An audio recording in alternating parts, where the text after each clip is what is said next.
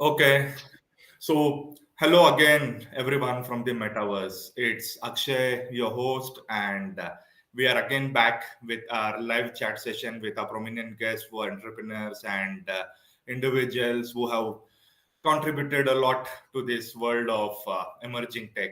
So today we have invited Mr. Raj Kapoor, the founder of India Blockchain Alliance. So let me give you a quick idea about what India Blockchain Alliance is. So India Blockchain Alliance is a industry body that represents Indian business and business professionals participating in the digital economy through the blockchain. And it is also responsible for adoption of encouraging the adoption of blockchain technology by industry as well as governments across India, and also drive innovation in the service delivery space. And Raj has designed and worked on 4 blockchains, 5 centralized exchanges, 3 swaps, 3 decentralized exchanges, and also right now he is working on his team on India's own indigenous blockchain. And he is also currently mentoring 40 plus projects and startups across the globe. So he is currently recognized as a face of the blockchain from the Asian region. And thank you very much, Raj, for being with us in this podcast over here today. Oh, it's completely my pleasure, and it's a very rare thing when an Akshay Kumar takes Akshay Kumar is taking into the Raj Kapoor. It is like two generations coming together in one frame. That is the power of the Metaverse Web3. This is an actual proof. There you go. Great. So to start with our questionnaire, Raj, so can you tell us, our community, about what is the role of India Blockchain Alliance for ensuring that the mass adoption of blockchain is happening across industries? All right, I was happy to tell that. But before I tell that, I want Yeah. to go back a few years because that Mhm. is the reason why we started India Blockchain Alliance. Okay. That's important. I started my journey in the blockchain space very early in Mhm. 2010. And Okay. as we all know, blockchain really came about only 2008, 2009. Yeah. So I was one of the early adopters of blockchain, and Mhm. I learned it the very hard way. There were no resources, there were no courses, there were no programs. I had to find out people who understood blockchain. At that time, there was not much talk about blockchain. There was talk about Bitcoin. Yeah. Everybody talked about Bitcoin. So I was also there. I was one of the earliest. I was probably maybe the first Indian, I guess. I don't know. I don't know anybody else who was mining Bitcoins in 2010. So I was in the US that time. So 2010, I Wow. was mining Okay. Bitcoins. And that time, the value was not even $1 of a Bitcoin. It was nothing. But I was very intrigued by the technology. The technology excited me. How is this making a difference in the systems? How is the banking system being disrupted? How does technology give rewards? Yeah. Bitcoin was a reward. It was not a coin. It was a Yeah. reward. Yeah. All these things were intriguing me. I actually ended up minting 600 Bitcoin, by the way. That Okay. was fun. I'm not complaining. So I sold most of half of them at 50,000 plus. So I made a lot of money there. That's a different matter. But what is intriguing is how the technology works. So when I came to in 2018 into India, I started speaking to governments, to education institutions, academia, industry. No one, no one understood what I was saying. They all used to ask me, Bitcoin mein paisa dalein kya? That was the only question. Yeah. Only one question. Nobody was asking me about technology. He's talking about Bitcoin. Now, Bitcoin is a great use case of blockchain. Yeah. Blockchain is the highway. Bitcoin is one of the cars or a vehicle of that. Yeah. So I said, all right, I think people don't understand this technology. What should I do? I must start making people aware of this technology because by that time I've gained a lot of experience. Now, that's where India Blockchain Alliance started, and we do work in 3 verticals. So the story goes back 2010, 2018, because I came to India and I said, I have to bring this technology to India. I want India to become a superpower in blockchain. I wanted it to become the Nalanda of blockchain. Yeah. I wanted it to come here. So I said, okay, I'm one of the early adopters. Let me try that. And I now went that. Now, the first things we did, we approached universities once again. And this time there was a little more realization that there is something called blockchain, not just Bitcoin. And that technology is a revolutionary technology. I also call my journey from speculation to revolution. Speculation was crypto, revolution is blockchain. That's the story of all of us. So I started working with universities and colleges, and long story short, from 2018 to now, we work with more than 200 universities and colleges across India, teaching them blockchain, Web3, NFT, Fintech, DeFi, everything, Metaverse, of course, everything within this space. Now, it's been a great journey because at the end of the day, for any technology, we need people. And Yeah. universities and colleges have students which will become the future adopters of blockchain. So that was my first. Second, I started talking to corporate enterprise, especially at the CXO level, so that they would understand what is blockchain. Does my business need it? Should it be a strategy? Should it just be a technology? So that was the next. And I do a lot of work with a lot of top companies across, including Larsen Tubro, Reliance, a lot of them. Very important for me was to encourage youngsters. And I said youngsters should be the ones adopting this technology. And slowly I started working with a few Indian startups and some international startups. And today, by the grace of God, I'm on the advisory board of more than 50 companies now. In fact, last week I completed 50. Not really. My age is more than that, but I completed 50 in terms of. So that's exactly how ecosystems build. Yeah. So India Blockchain Alliance basically builds ecosystems for the blockchain space, for startups, for established companies, for corporates, for institutions. I also work extensively with the governments on multiple projects, and I'll do a little advisory for the government of India on the crypto policy also. So there's a lot of things India Blockchain Alliance does, and we don't do it just in India, guys. We also do the same in Nigeria, South Africa, South Korea, Philippines, Indonesia, Vietnam, and many more countries now we are working in now. Well, that's been a great adoption. So we are very proud that our Indian flag is actually flying in all these countries. So that's what India Blockchain Alliance does. It makes blockchain mainstream. It makes it easy for you and I to understand. It doesn't make it so tech savvy. We make it easy. It's easier to eat. It's not the caviar we make it. It's like bel puri. Everybody enjoys that. Caviar for a few people. Great to hear this, Raj. So much required right now for the crypto and Web3 space, not only across India but across the globe. Really amazing to know about the backstory of all of this.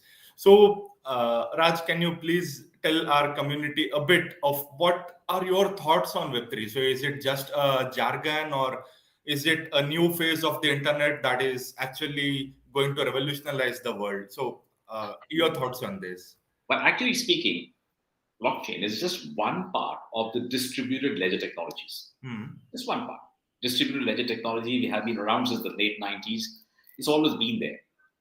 But blockchain came into limelight.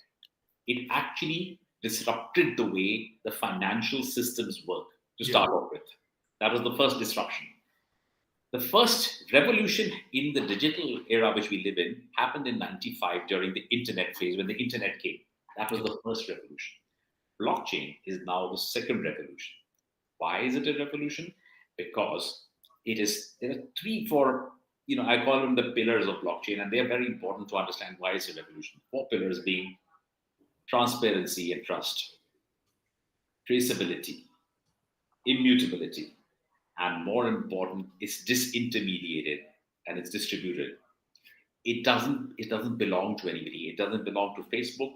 It doesn't belong to Amazon, Apple, no one. Yeah. That is the power. The power gives the power to you and to me. And I think in any democracy, we should have the power. There should be no monopolistic power. Yeah. Blockchain blasts out every centralized system. Centralized means all in one place. Now, for example, if I put, we have been doing it for years, actually, Akshay. Yeah. Suppose I have say a lakh of rupees and I have to invest the money. Will I invest it all in one stocks and share?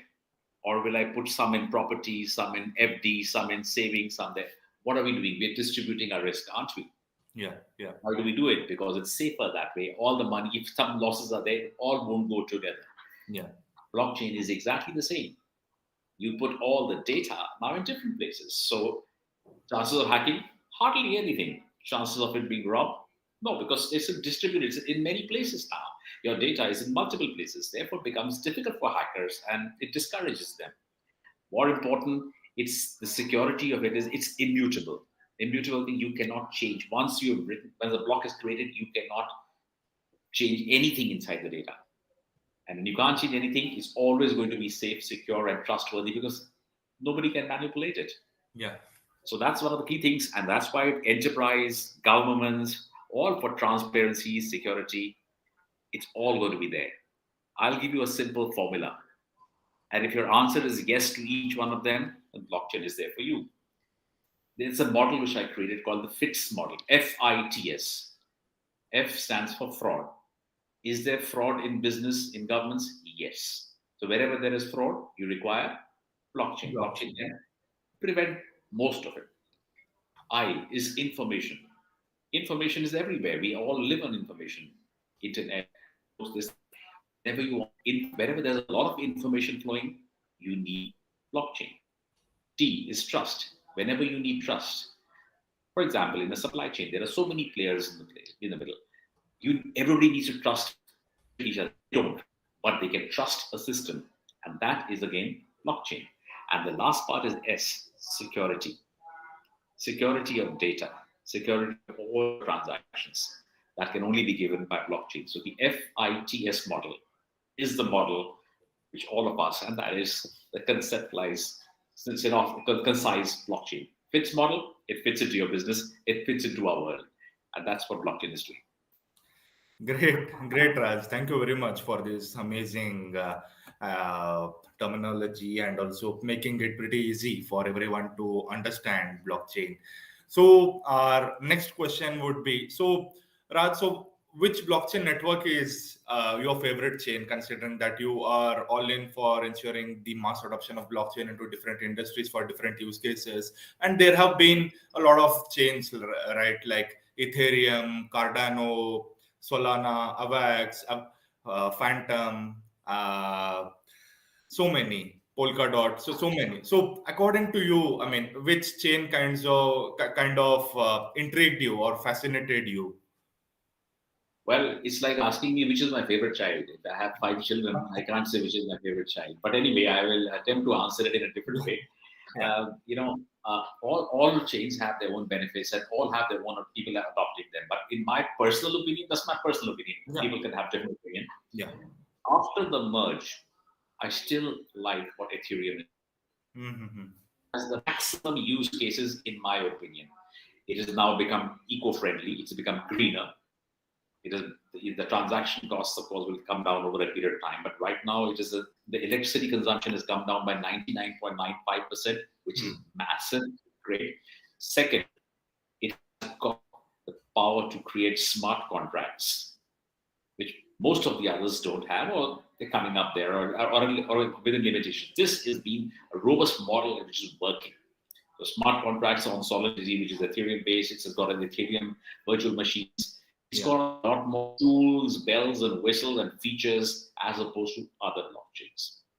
My personal favorite, I would say it's Ethereum. Of course, I love Avalanche. I love Cardano. I love, so many Solana. They're great. Algorand is doing really well. Hedera is doing really well. But, well, every family has the one favorite child. My one favorite child here, in this case, is Ethereum, although I love all and I work with all. In India also, there's a great chain coming up there called Ignite chain. That's a very, very nice chain, which is very developer friendly, and we need developers for that.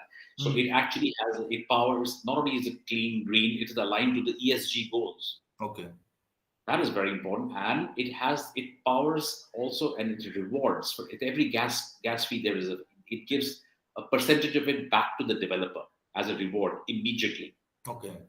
That encourages development because we need developers to develop and each one improvising on these chains. So I think Ignite chain is doing a great job there. Absolutely.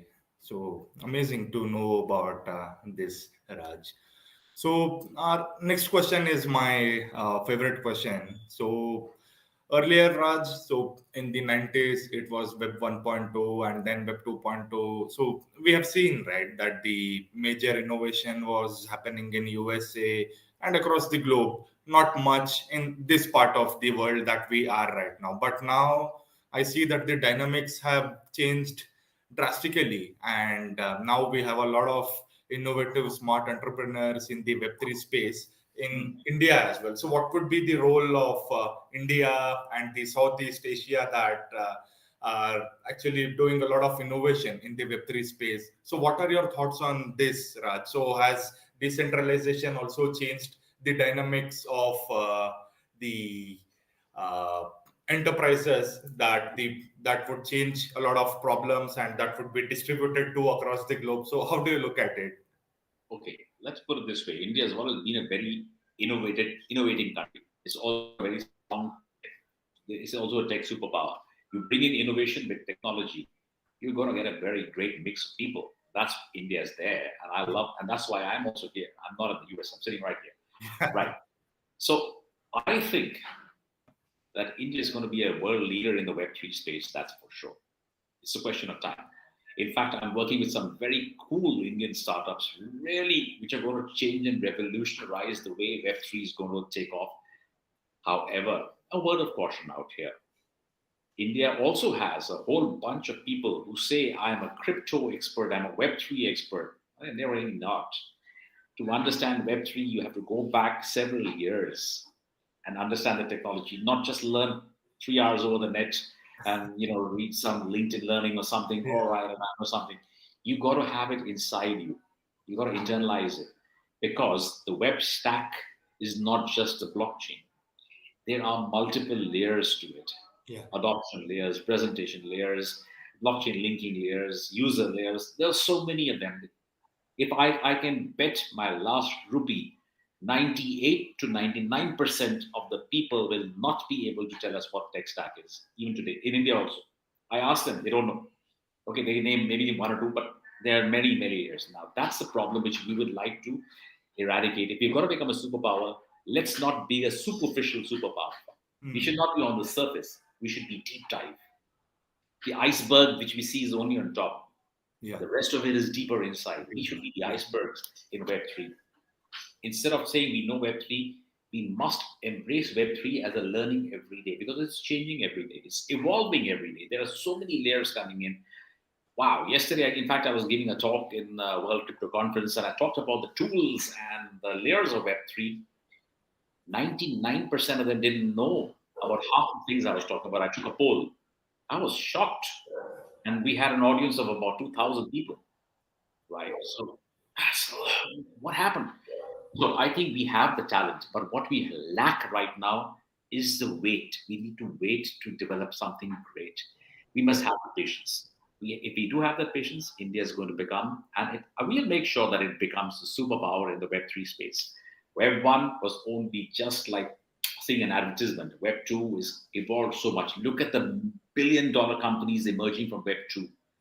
Web 3 will make a complete tokenized system, a decentralized economy, and give the power back to you and back to me, which is all what we want.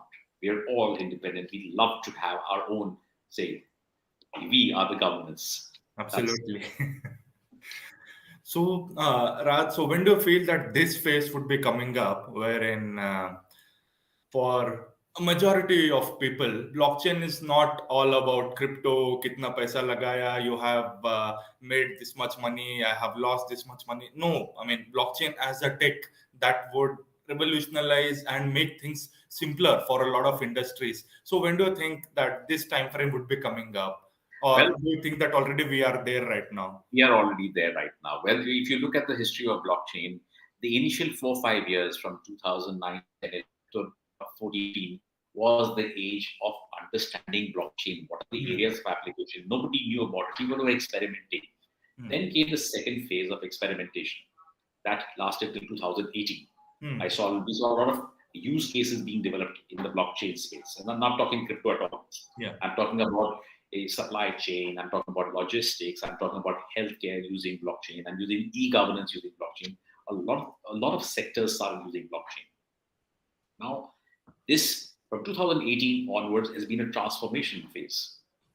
And that transformation is where a lot of larger enterprises have done some great work and have solutions and are building on that. And others are following them as well. So as we say, even in India for that matter, if you look at the government of India, 90 plus projects in the blockchain space as we speak. That's a great thing. The government is normally people associate government slow and steady, take your own time, but we've got 90 odd projects.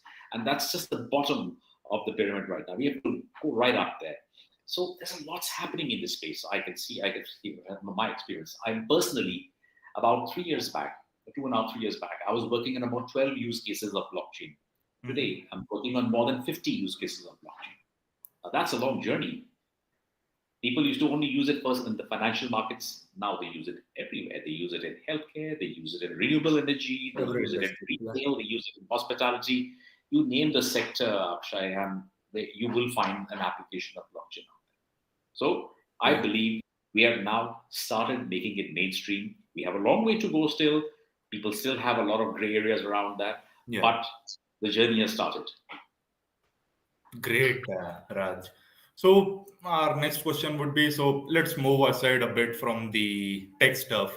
So Raj, so can you tell us a bit about your journey as an entrepreneur and some learnings that you would like to pass it on to the fresh generation of entrepreneurs who are trying to do a lot of things in the current scenario?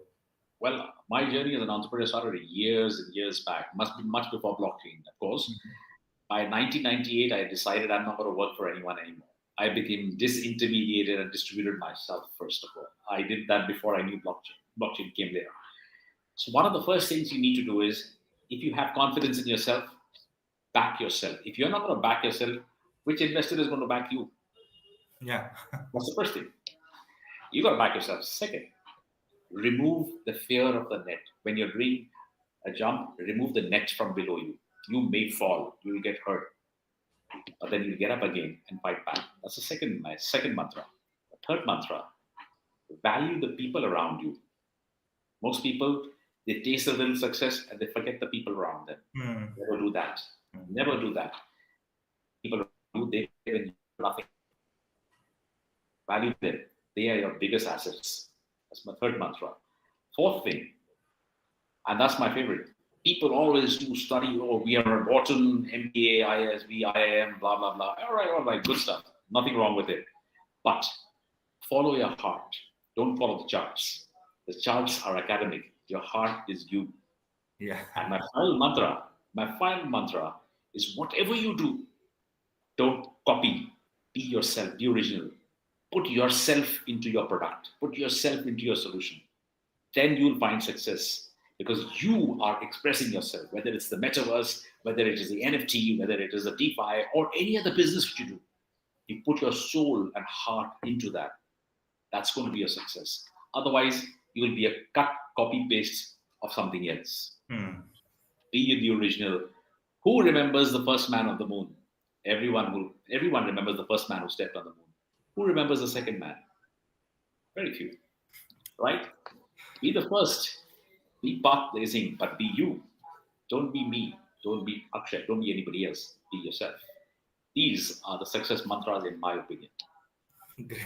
Great, Raj. So the other question, sort of my curiosity, I'm asking you this. So as you currently advise n number of projects and you're involved in a lot of things globally. So how do you manage your time, Raj? That is actually an add-on to the mantra which I already given. You have to manage your time very well. And I'll give you my own secret. Everybody thinks, I must be working 20 hours a day. Oh, no, guys, I work like anyone, 9 to 5. Seriously. And you know what, guys? I live in Goa. And any of you live in Goa and know the so much work? That's the secret now. You manage your time well. Now, I advise 50 plus companies. Cool, no problem. Allocate the right time. Your time management skill is going to be your biggest success because you can do anything if you manage your time. And I work till 1 o'clock. Then I take lunch. Then I watch Netflix. Then I relax. Start my work at 4 again. Finish by 6 o'clock. And I only take 1 international or 2 international calls in a day at night. That way, I have time for my family. I have time for myself. In the morning, I go for walks every day. I manage my time. Everybody says, I don't have time to exercise or walk. Damn it, come on, it's your time. You make your time. If you have time, 10 minutes to talk to a client, you don't have 10 minutes to do exercise yourself. All right, come on, that's a stupid thing. All right. So you manage your time in a way, prioritize, do a lot of prioritizing. I prioritize every day of my life. What needs priority? What needs to be next? And that way we keep working with the system. Prioritize, do time management, and it's easier said than done. Actually practice it. Practice it. This is what I must do today. And make sure everything is ticked off. Then this is ticked off at the end of the day. Blockchain, whatever you want to say, anything. It's the secret sauce for everything. Time management is key. And if it wasn't for that, I wouldn't be on the board of so many companies, right? Yeah. I'm happy and funded and well taken care of. So doing something good. Great. Great, Raj. So our next question would be, so Raj, what are your thoughts on the government stance for the crypto ecosystem? So do you feel that the 30% tax and 1% TDS is a bit more, or would be a different scenario altogether in the near future? So what are your thoughts on this? All right, I'm an advisor for them and you're asking me for this advice, but I'll give it to you anyway from a pragmatic, very practical experience. Yeah. See, personally, I think 30% tax is fine, provided it could have been offset with other losses. But here, the problem is we can't offset it. Unlike other commodities and profits, it can't be offset. We are already paying 30 to 40% taxes anyways, right? Yeah. Obviously, the weakness acknowledged that but the fact that it is being acknowledged and taxed is a little plus. That okay, we accept that there is a profit and we accept that there is a tangibility which we can tax. So there's one small tick mark there. It is now either a commodity or an asset, whatever you want to classify it right now. The government is more like a commodity. So it is being recognized, which is a great change from a few years back when our bill was banning crypto. Now it's to regulating crypto, to regulating digital assets. That journey from banning to regulating is a big step for a country such as large as ours. We have a lot of challenges. We have a lot of challenges: money laundering, terrorist funding, KYCs. We are a big country. We have a lot of challenges, but we are addressing them. Tax is high. I do understand it, and putting the 1% also, it is discouraging. Basically, a lot of speculative trades. Speculative trades don't make a nation. Yeah. Good trades, good values, good foundations make nations. We are using our fundamentals to make the fundamentals to bring to the economy, to bring into the economy. Speculation is okay, but speculation doesn't build businesses. It just makes personal people rich in some cases or poor, depending on which side of the fence you are. Yeah. So I think the 30% tax is a step in the right direction, although it's on the higher side, but it's the beginning and there will be changes going forward. Just like we had so many iterations of the GST, there would probably be in this as well. Let's see how it goes. Now, the fact that they've done it, in my opinion, is that it indirect. I'm not saying it's a recognition of crypto, but it is an acknowledgement that there is something and we cannot ignore it. Yeah. So we have now addressed the elephant in the room, which is a good thing. Great. So I am pretty much done with all my questions, Raj. So the conversation was amazing, and I'm pretty sure that me and our viewers, as well as our entire community, has got a lot of insights, as well as a lot of clarity on a lot of topics that they were speculated on. So thank you very much, Raj, for being here with us and answering all the questions with absolutely. Thank you very much. We can make this an NFT series because Akshay Kumar is interviewing Raj Kapoor, NFT. All right, guys. On that note, I'll say, as I always say, hasta la vista, which is in Spanish, till we meet again. Goodbye, and have a lovely Diwali to all of you. Happy Diwali. Thank you very much, Raj. Thanks, guys. Bye-bye. Thanks. And thank you very much, viewers, for being with us tonight. So stay tuned, and we shall meet weekly with our prominent guest and also keep you entertained and enlightened. Till then, thank you. Have a great day, and bye from the Metaverse. Thanks.